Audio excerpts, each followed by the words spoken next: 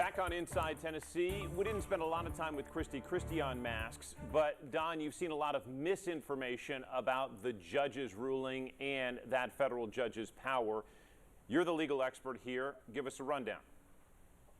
Listen, Judge Greer, one of our federal judges here in the Eastern District of Tennessee, I might add, and I think Susan will talk about this a little later, a very conservative, non-activist judge, really ruled straight down the middle on this. We have something called the Americans with Disabilities Act.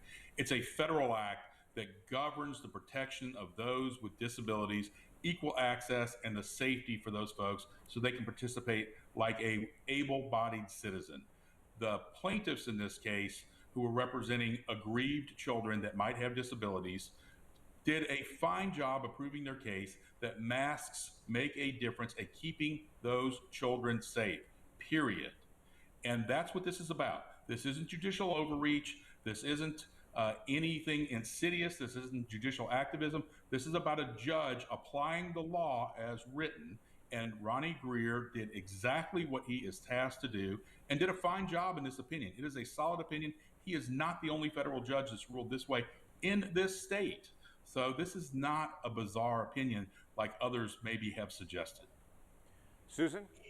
Well, I could say that I have known Judge Greer since the early 70s when he was involved in Robin Beard's campaigns. We go back a long way, and he is certainly a conservative Republican. So was there political involvement in his decision? Absolutely not. He, as Don said, I don't know the exact law, but I'm sure that's something that Ronnie took in serious consideration and thought that he, in fact, made the right decision. But he certainly wouldn't inject politics into his rulings. Quickly, Kristi said the decision on the superintendent will define this school board. Agrees, Susan? Don?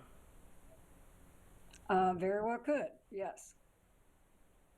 I think so. I'm just always troubled that we almost immediately rule out an outside candidate, and I think that's just the ghost of Jim McIntyre, that we don't want another one of those Yankees coming down when we might lose somebody really good just because they're not from these parts. John, you asked about John Reiswick, but he is sort of the go-to for most people inside. He is. He's like the guy who's been sitting there on the bench. They've been carefully grooming him. If they don't pick him ultimately, I'm going to be really surprised. John North, Don Bosch, Susan Richardson-Williams, we appreciate the time as always on this Sunday morning, and we hope you have a great rest of the day. If you've missed an Inside Tennessee recently, they're on our website at WBIR.com through the Inside Tennessee page. You can also see a documentary on South Knoxville Elementary.